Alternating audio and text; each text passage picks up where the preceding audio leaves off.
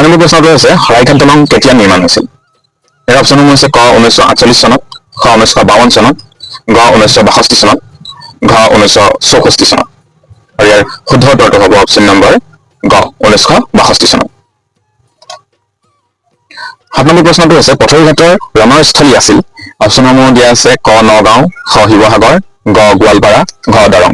আৰু ইয়াৰ শুদ্ধ উত্তৰটো হ'ব অপশ্যন নম্বৰ ঘ দৰং। 8 নম্বৰ প্ৰশ্নটো হৈছে তলৰ কোনগৰাকী শংকৰদেৱৰ কন্যা?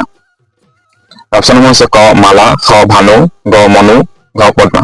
আৰু ইয়াৰ শুদ্ধ উত্তৰটো হ'ব অপশ্যন নম্বৰ গ মনু।